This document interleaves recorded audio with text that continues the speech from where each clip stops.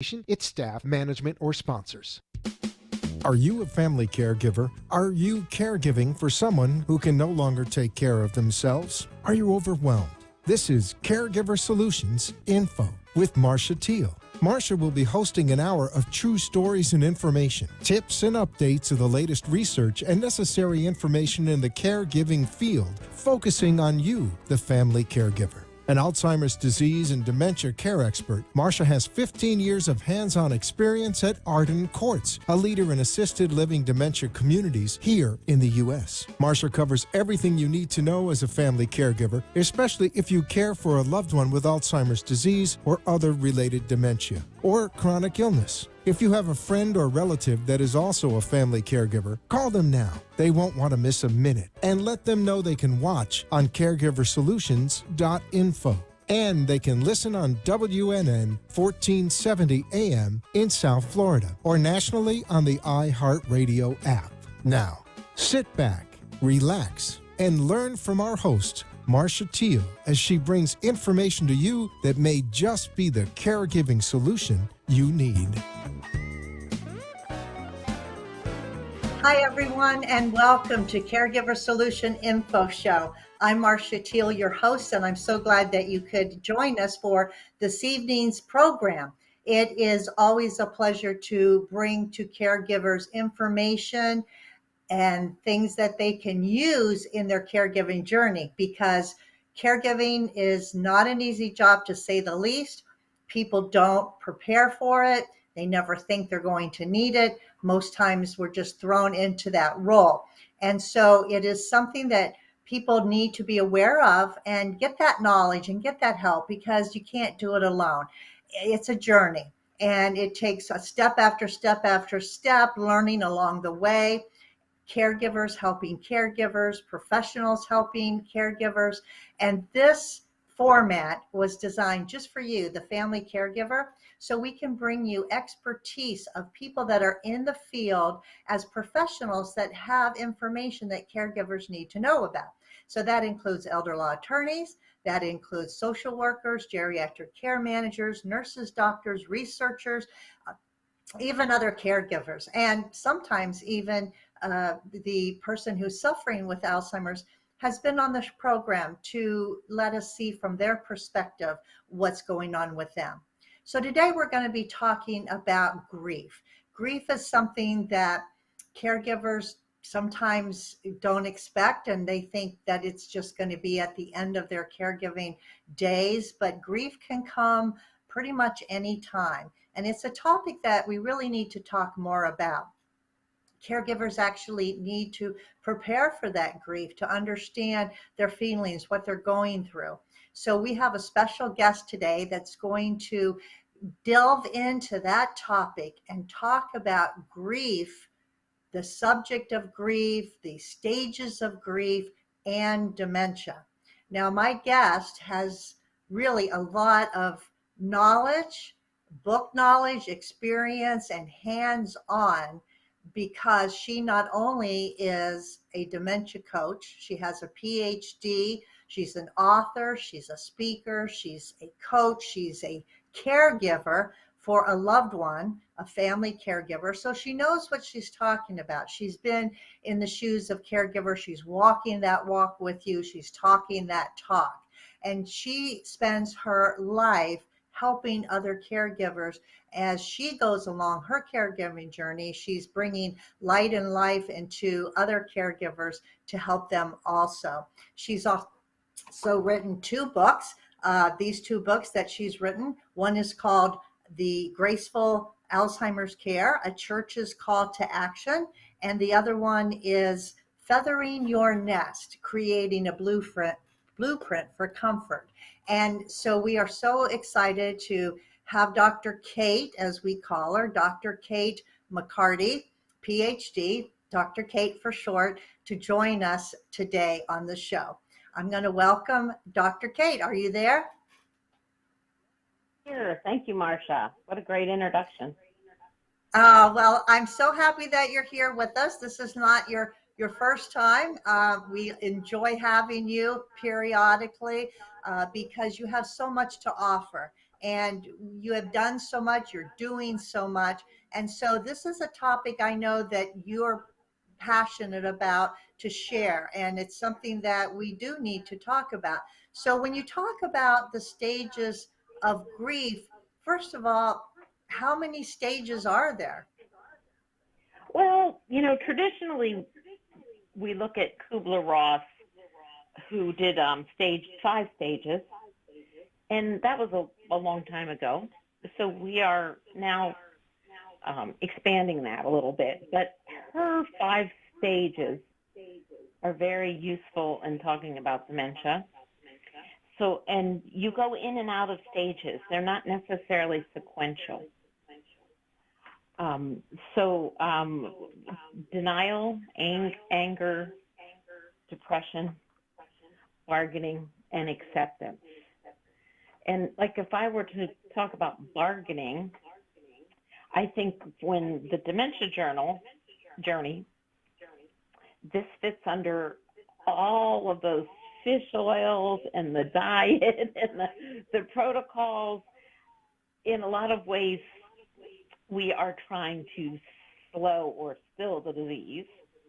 And those things work for a time, but they don't do the job completely. So I think they kind of fit under the bargaining a little bit. That's one of the tougher ones.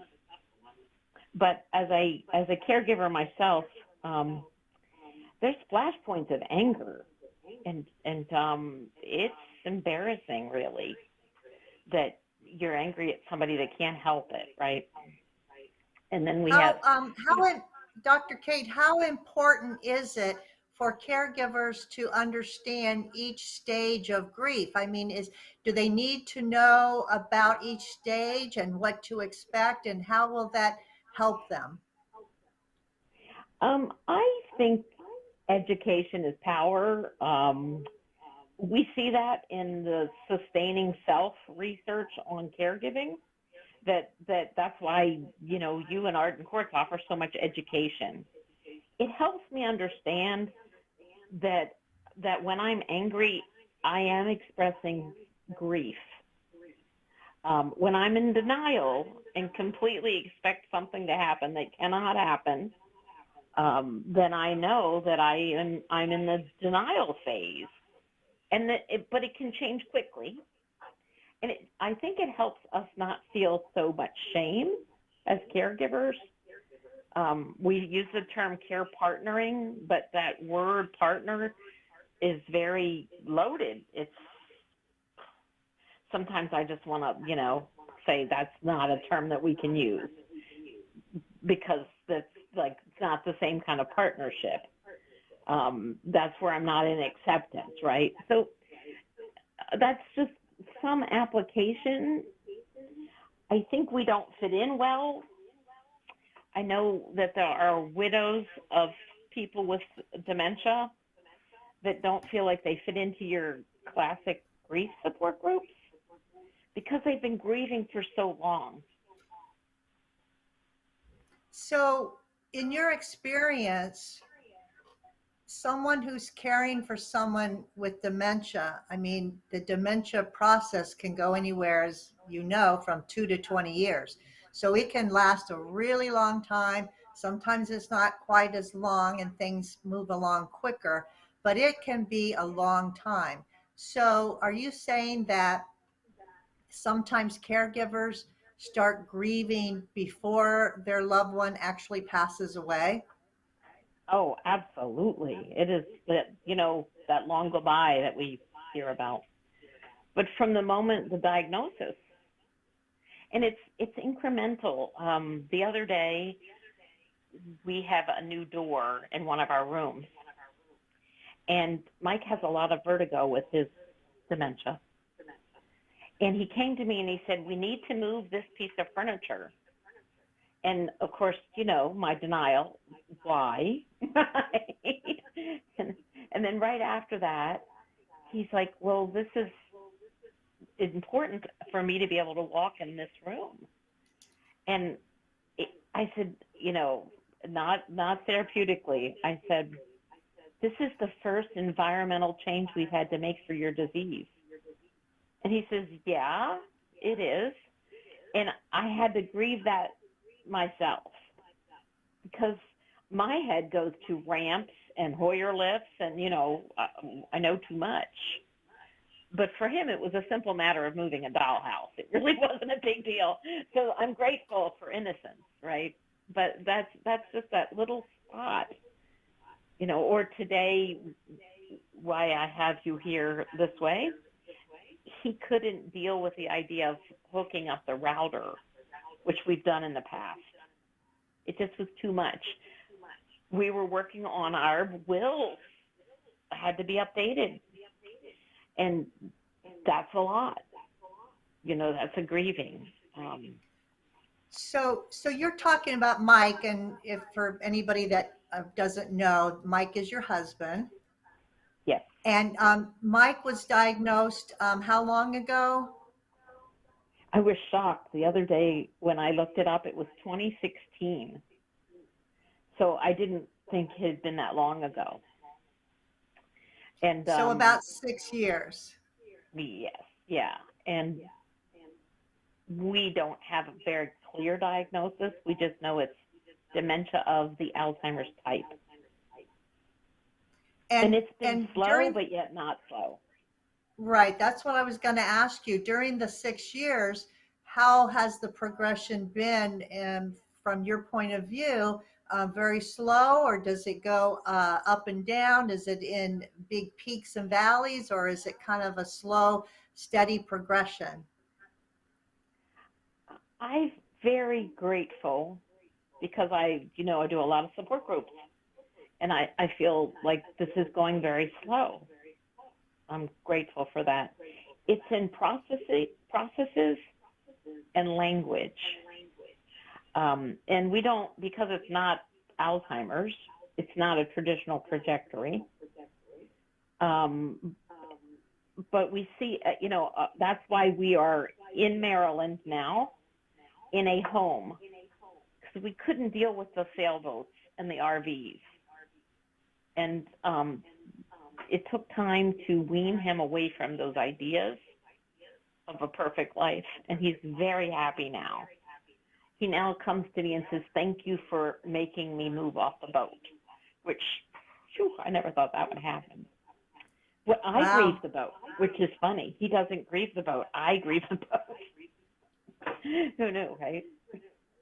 So let's start the beginning with the first one that you mentioned, the stage, the denial stage. Let's talk a little bit about that and why caregivers, obviously they're in denial. Is that because they really don't want to believe what the doctor has told them? Well, for sure. Who would want that, right? This is not what you imagined. And you don't get clear evidence. Like, in hindsight, I see it was there before I acknowledged it. Right? So that's part of it. I also, there's like, and there are acceptance points. Like some days you're right there and other days you're completely in la-la land thinking you have the spouse from the past. But the past, think about it, so that's 6 years past, more than 6 years past. So in the denial stage, some examples of that, could it be something like, no, my husband just is slowing down, he's getting older, his brain is slowing down, making excuses for that person? Would that be an example of someone being in denial? Oh, absolutely. And compensating. Like, I'll never forget my father-in-law had Alzheimer's. And when we look back, there were many weddings. And along about the fifth child, Mom insisted on being beside Dad in the receiving line. And it was because she was whispering in his ear who was the next person. And, like, we didn't catch on to that as a family till much later. So the compensation is there. And then there's always this thing like, well, he's always been that way. I've known Mike only probably 13 years. So I don't have like the bundle of experience so many of our caregivers do. So I don't have the point of reference. I feel kind of lucky about that. I didn't have a strong role model for 30 years, right? Yeah. Yeah. So it's like the caregiver, they're fighting it. They don't want to believe it. They're making excuses. They're compensating. This would be maybe also where if someone asked their loved one a question, maybe the spouse, the well spouse would step in and answer for them. Like, Yes. even though they weren't being asked the question, they want to make sure that the right answer gets said. Yes. These kinds of Yes. things, right?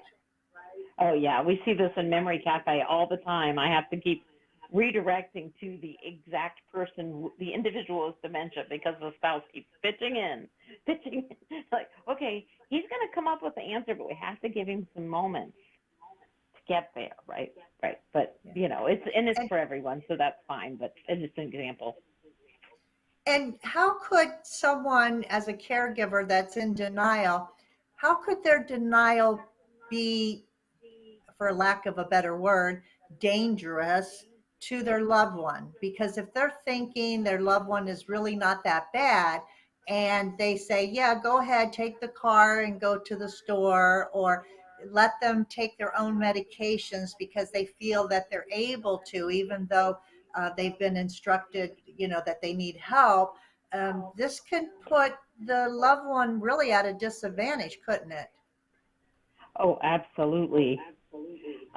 Thinking of my own household, I have to keep a constant eye on what's happening when I'm not around. Like if I'm not in the room, I will pop up 3 and 4 times a day to the upstairs.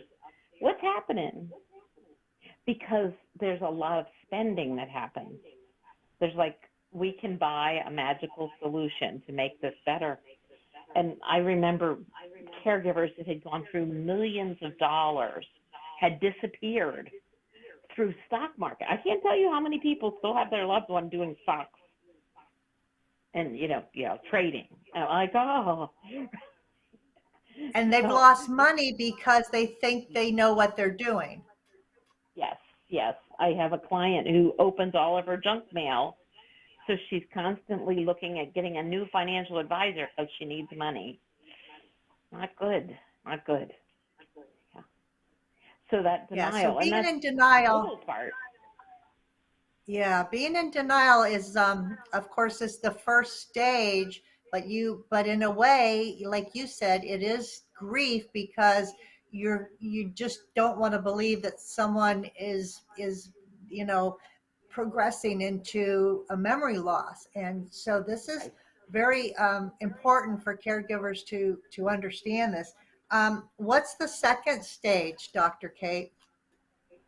Well, I wanted to again, they're not incremental, so they're 5 stages, and you go through them in different times.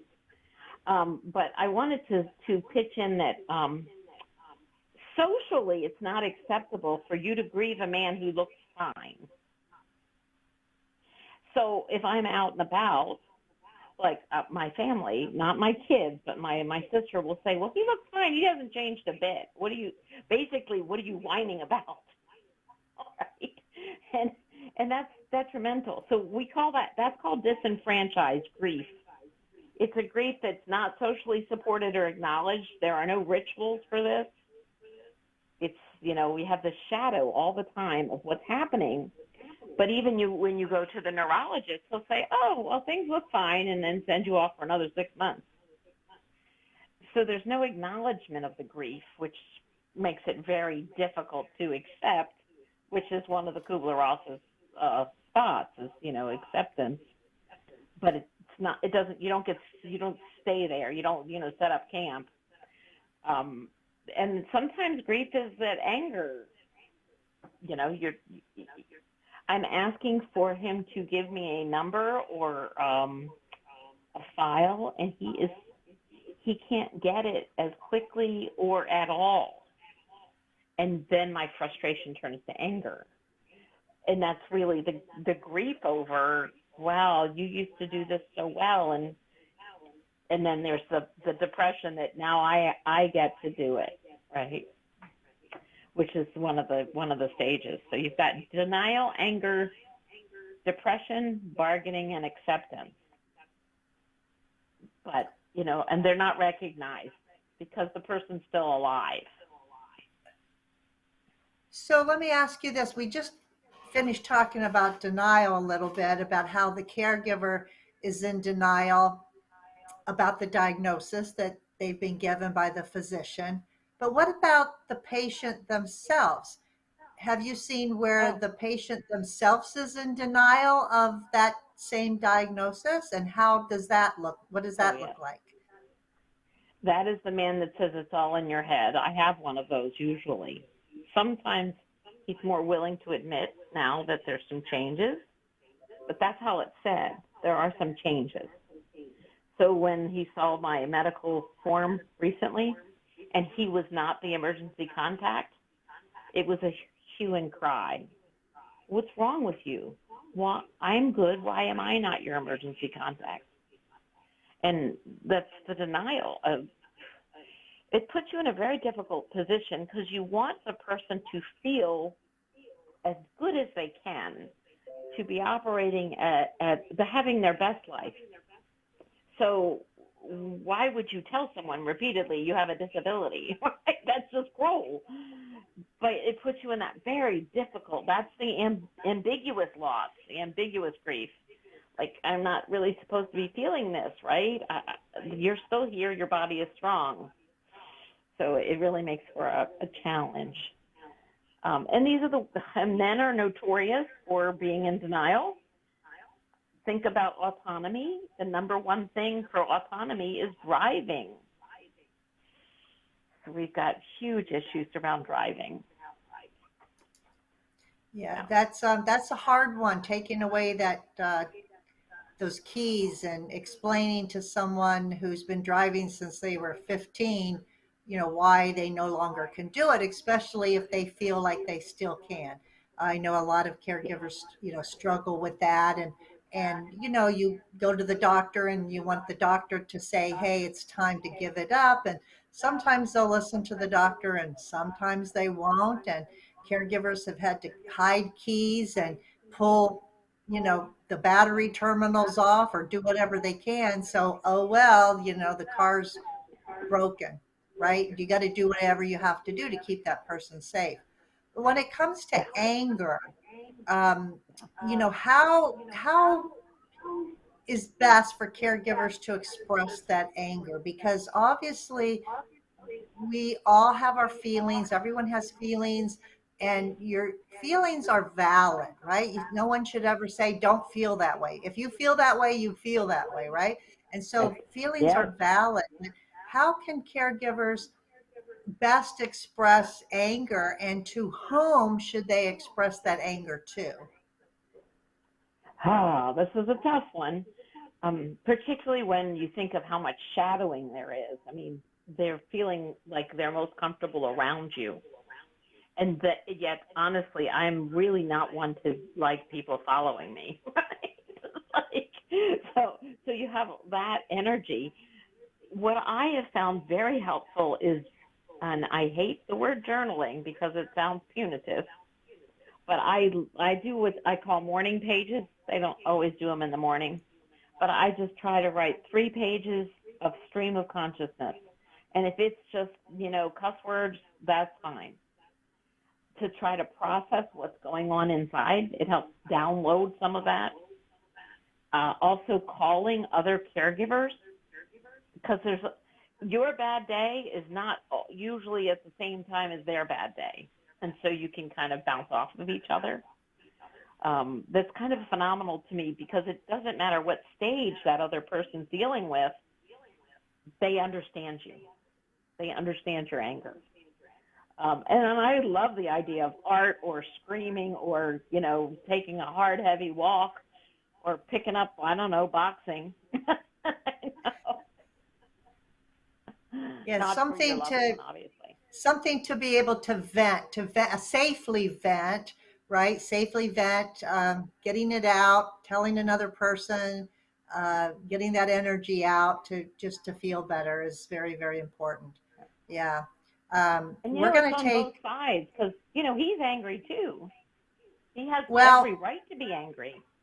absolutely. What I was going to say before we go to commercial break, what I was going to say was sometimes the person with the dementia, they're at a certain stage where they do realize that something's wrong, and they might not verbalize it, so you might think they're in denial, but sometimes they do know, and they feel different. They know they can't do things the way they used to do them or how they used to do them, and so they get scared because it's a fight or flight syndrome. And this is what I explain to caregivers, that when we get afraid of something, something scares us because obviously that person can't control what's going on inside their brain. So it's kind of scary for them because they feel out of control. And when we get scared, we either go into the fight or flight syndrome. And when someone is fighting against what's going on inside them, it's like they have a battle, right?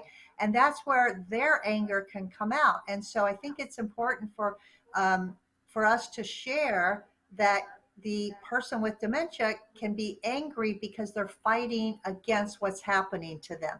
And when they get angry, sometimes about nothing or sometimes about something that's really not important, I think caregivers need to realize that, they're angry because they're fighting against what's happening to them. So it's basically fear coming out sideways as anger.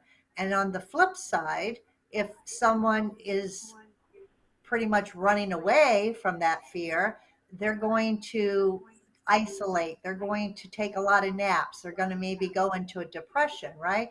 And so I think this idea of anger, and I thank you for bringing this up, is that it's not just the caregiver, it's the person that's been diagnosed have anger issues too, whether you know it or not, and to be able to see where that anger is coming from, what it's stemming from. And a lot of times it's just because they're out of control and they're fearful and they don't know what to do, right? And Right. so have you experienced any of this in your personal situation with your husband? Oh yeah, yeah. And the nice thing is we've gotten to the point where Michael say, "I'm just feeling cranky," and it's because he's been able occasionally. He's an engineer, so expressing feelings has not been a strong suit. But he'll say, "I'm fuzzy today," and that usually means that I need to give him a lot more space and have no expectations, because that'll just make him realize and spark the anger, right? And he's not inappropriate, but he is cranky. And I had to pull myself away and say, well, I'd be pretty cranky too if I was in his brain. Yeah.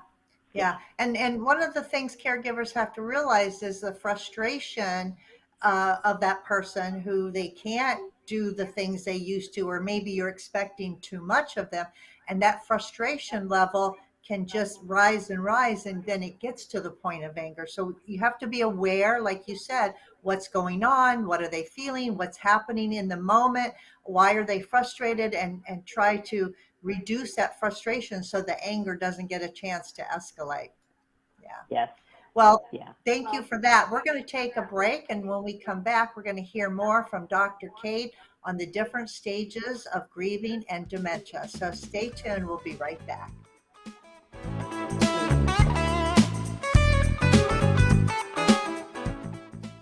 Feelings of depression, isolation, and frustration are common among persons living with Alzheimer's or related dementias. It's common among those who care for them, too. It takes a lot of patience and courage. It also takes knowing when you can no longer do it alone.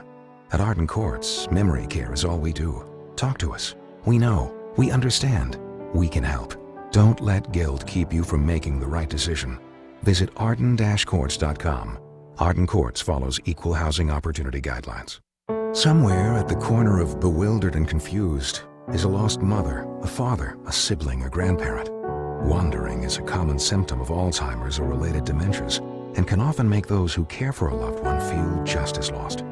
If you're looking for a place that's safe and secure, look to Arden Courts. Memory care is all we do. We know, we understand, we can help. To learn more, visit arden-courts.com. Arden Courts follows equal housing opportunity guidelines. You are listening to your host, Marcia Teele, an Alzheimer's disease and dementia care expert on caregiversolutions.info. If you have a question or wish to share a story, call into the show at 888-565-1470 and talk with Marcia. Now, back to Caregiver Solutions. I'd like to take this opportunity to thank our national sponsor, Arden Courts Memory Care Community. Arden Courts is a leader when it comes to memory care, and they have approximately 50 memory care assisted living communities across the United States. This is important for you to know because hopefully there's an Arden Courts near you. If not, then they are always there to help you in many different ways. And the one way they can help you today is by sharing information. This is called the 36-Hour Day Book. It's a wonderful resource for caregivers. It's all about dementia, explains about Alzheimer's, Parkinson's, frontal temporal lobe, different types of dementia, the differences between them. It gives you actually experience with being able to understand what it's all about, sharing with you what other caregivers and other researchers have been through. And this book is wonderful resource. It's just something that if you don't have it, I would strongly urge you to get it. And the good news is it's absolutely free from Arden Courts just because you've tuned into this program. In order to get this book, all you have to do is send an email to delray@arden-courts.com. Give them your name, address, telephone number. Tell them that you saw the offer on the 36-Hour Day Book during the Caregiver Solution Info show, and they'll be glad to send a book right to you. Again, to get this free book, just send an email. The address is delray@arden, ARDEN-courts, COURTS.com. And they will be happy to mail this to you, and you will be really glad that you got it. It's full of information. You can pick and choose the topics as you go along or read it cover to cover, but it certainly will help you. It's written by Dr. Peter Rabins and Nancy Mace, and it's continually being updated as the years go on and more information is available to be published. So my special guest today is Dr. Kate McCarty, PhD. She's a dementia coach. She's an author. She's a family caregiver herself. She does a lot of things for many, many years, and she has not only the expertise and knowledge, but also an experience as she helps many caregivers weekly through support groups, through memory cafes, and daily with her husband who has been diagnosed with dementia. So, Dr. Kate, we're talking about the different stages of grief, and we've talked a little bit about denial and anger. Now, depression. Let's focus a few minutes on depression and what caregivers need to know about that one. Oh, it's a big one. And I find that when I watch others in my caregiving support groups, it's very much as things get hard. Like you mentioned earlier, that are there plateaus? Is this severe drop-off? And it seems like the severe drop-off is when the depression really increases. Somebody said this yesterday in a support group. Just when I have it figured out, it changes. And so then you accumulate, you're accumulating all that loss. So this is when, always too late do we reach out for the life support for ourselves, right? Because remember the oxygen mask, put it on yourself first? Well, that's not how we're wired, particularly when it's somebody we're so close to, right? But this is when it's very important to, get respite care, get home health, look at adult day, ask a family member, something to let you have that room to blow off steam to get therapy. I recently started some counseling, and Mike's like, I didn't know I was that bad. You're not. It's just me trying to deal with all that life is sharing with me right now, right? Because it gets to be a heavy load, and you can't burden people with it. That goes back to that ambiguousness and that disenfranchised grief. It's like, nobody wants to hear this at the local dance club. at the line dance group. They don't want to hear a bunch of crap. And again, if they see him, they're like, well, he looks fine. He's driving still. What are you complaining about, right? They don't say it that way, but so that builds, there's so many feelings that need the outlet. The anger and the depression, they need to have some airing, right, somewhere that's safe. And support groups, we have one at Arden Courts, West Palm. We have the virtual one that meets Delray Beach and West Palm on the second or the third Tuesday of every month. That's an excellent way to have a venue to express and to run things up the flagpole and to have some solidarity with others in the same boat. Well, that's exactly right. In the same boat, I think is the key word, because if you're expressing your anger and frustration to people that aren't safe, that don't understand anything about dementia, and they look at the situation and, like you said, oh, he looks fine, he's acting okay, that would probably frustrate me even more, because they don't understand and they're not giving you that support that you need, because they don't understand. And so going to a support group, obviously being with people that walk in your shoes, that know what's going on, and having that safe place to vent your feelings of anger and depression. And if depression gets so bad, I mean, I've seen where people get so depressed, as a caregiver, they can't function. And if they can't function, then they're no good to the person that they're caring for. And they need help. Sure. Yeah. Our goal is to outlive it and to be well as we outlive it, which I know sounds terrible, right? I mean, that's not a very kind thought. But because it's a progressive neurodegenerative diagnosis, we have to take care of ourselves to be there, to be the advocate, because you know as well as anyone, or better than anyone, how much advocacy is needed. Yeah. So, there's no shame in going to see a doctor. There's no shame in, getting your own therapist, your own psychiatrist or psychologist, somebody that can support you emotionally, maybe spiritually, maybe medically. I mean, there's no harm in getting medication to get you through these tough times. And I think a lot of caregivers tend sometimes to be martyrs. And I'm sure that you've dealt with a few of that type of personality. Explain about a martyr. What does a martyr look like when it comes to dementia care? It's all about that other person. Like it's, and this was, I mean, you don't become a martyr just a caregiver. You probably have been raised that way. It probably has some religious roots or some not genetic, but heritage, ancestral. Well, this is the way my mother did it, so I have to do it this way. Well, not necessarily. There's a lot of misunderstanding in the martyrdom thing. This is what really woke me up, is that I don't want to die before he does. I need to take care of myself, if for no other reason to explain to my grandchildren what's happening to Gramps, right?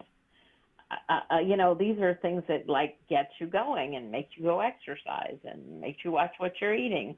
But the martyr doesn't think that way, and they very much are, well, I can't do that. Or, this is the person that every suggestion you have is not one they're going to take. And that's so hard to watch, and then often you find them taking their husband's antidepressant, which is not really a great idea, right? But because they didn't think we're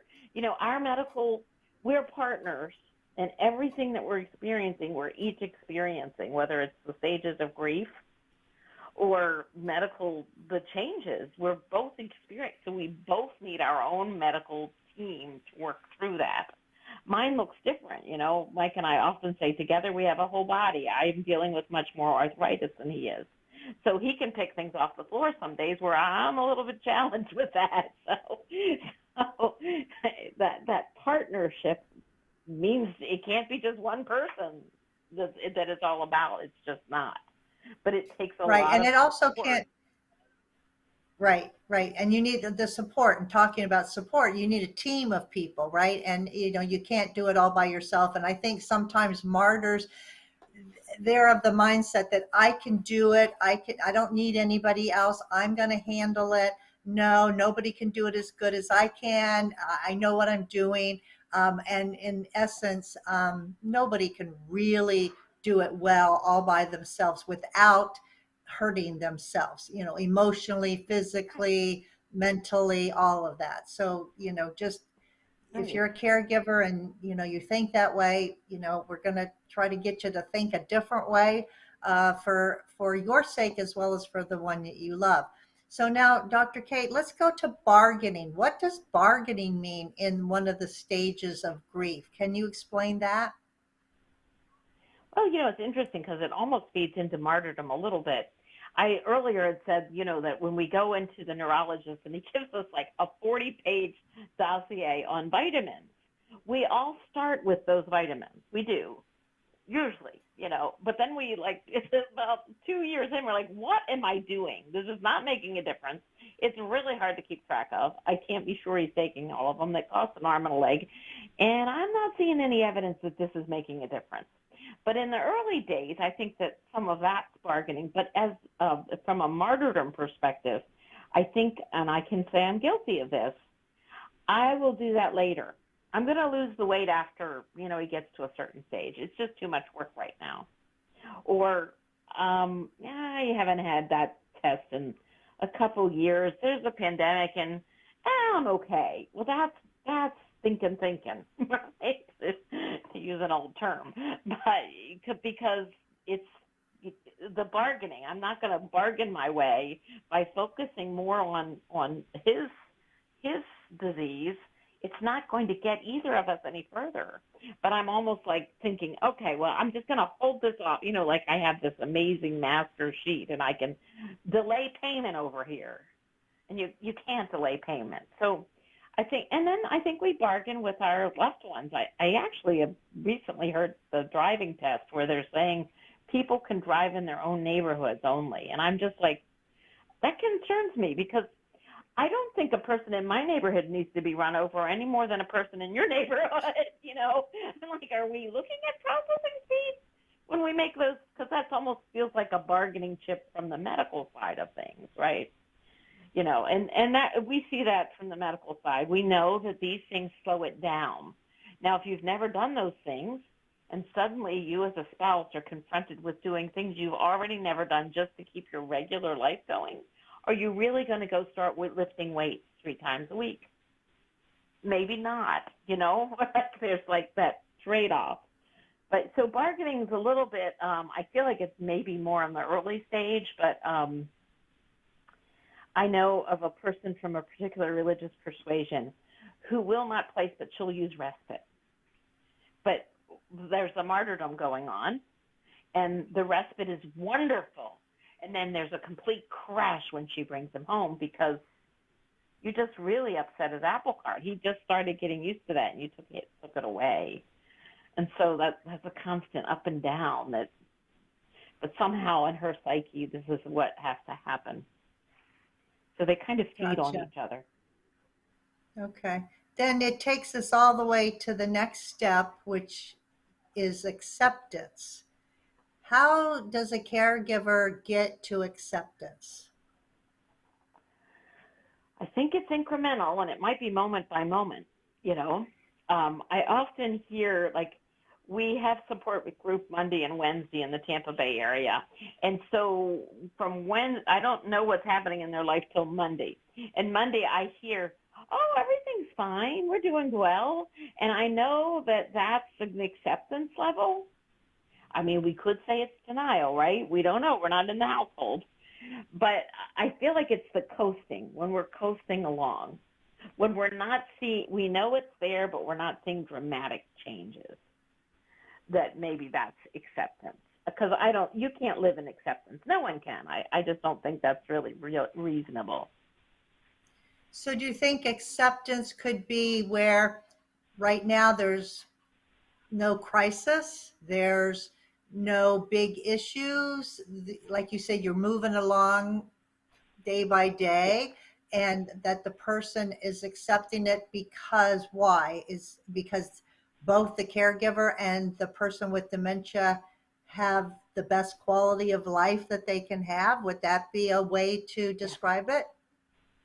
Absolutely. It's I have a new pet in our life, which is a long story, but my daughter is so cute. You know how the millennials, they like to text, and she's like, "It's okay, Mom. You've given her best life."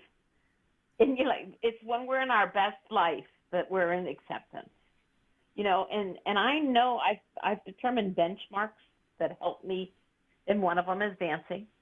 Like, if I can get this in maybe once a week, I know I'm a happier person. So acceptance is maybe that happiness quotient, right? The quality of life, or in the research we see well-being. It is well with my soul if you're, religious. There's a sense that it's okay. I can do this today. That's our acceptance. And keeping in mind, these stages were written for post-death, and we're applying them pre-death because we have this long goodbye. Exactly. And that's the difference is in the stages of grief with dementia is, like you said, it's pre-death, and it's totally different because the person is still walking and talking, and you're still grieving the loss of the relationship, the loss of that person who's losing a little bit of themselves, all the time because of the dementia. What about acceptance where a caregiver finally accepts help? That would be an acceptance where Yeah. a lot of times they deny the help, they refuse the help. But if they accept the help, then I think a lot of times then their journey is going to be better. That's going to lead to acceptance of the whole situation, accepting the diagnosis, accepting the help, accepting the limits, right? Accepting certain things. And then, there are some things you might not accept, but I think that acceptance comes from having that peace, right? More peace within you. And I would tend to think that acceptance would be more peaceful than not. Oh, absolutely.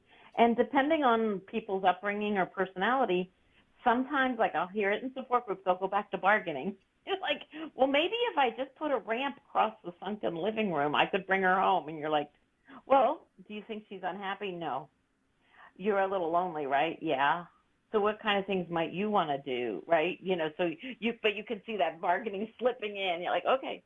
So it's an uneven for some, and for others, maybe, again, we do see a lot of personality in this. They will place a loved one, and they're very accepting of what's happening.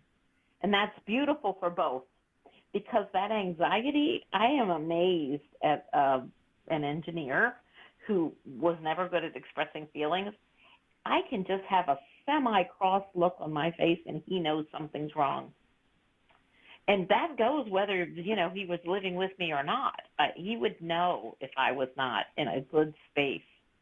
So that acceptance is hard to get, but it's so worthwhile in the overview for both of you. Yeah. And I think it's important too to emphasize, like you said earlier in the program, about these stages during grief with dementia while the person is still with us, that people can go back and forth, because I can imagine someone being in acceptance and maybe their dementia of their loved one has gone very, very slowly, and all of a sudden maybe they've dipped into a new stage of dementia where they just lose so many of their abilities, and all of a sudden maybe that person who was in acceptance of the way it was is now not in acceptance or in denial of the new stage that their loved one's in, because they've taken such a dip and they've lost so many more abilities. And so it kind of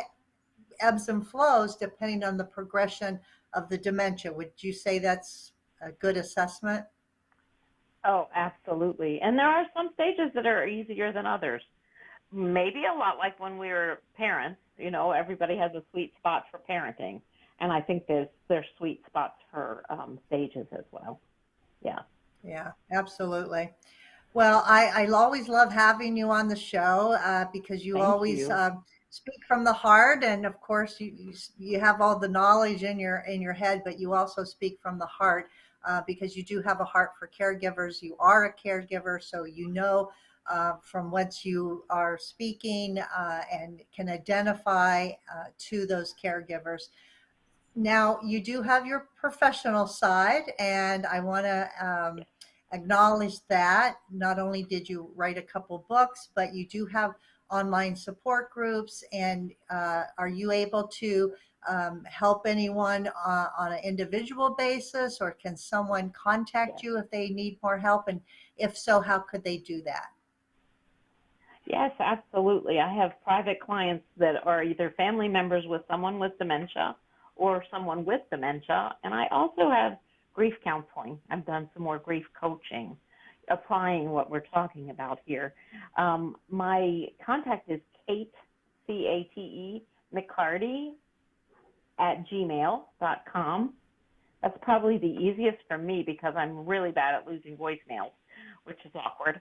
But the other is, my phone number is 813-384-7571. And my website is katemccarty.com. So Okay, any well, of thank those you. are available. Any of those. Well, anything works. Just if you're having questions, you want to have a session with Dr. Kate, please contact her. Again, Kate McCarty, CATEMCCARTY.com, or her email, katemccarty@gmail.com. Dr. Kate, thank you so much for being with us today. It's always a Marcia. pleasure to see you and speak with you. And thanks for sharing and doing all that you do to help caregivers. Thank you, Marcia. I really appreciate the opportunity. Take good care. You too, and hope to see you again soon. And thank you all for Alrighty, tuning bye-bye. in to another episode of Caregiver Solutions Info Show. See you next Tuesday from 6 to 7 p.m. Eastern Time. And everyone, have a good evening. Thanks for watching. Bye-bye.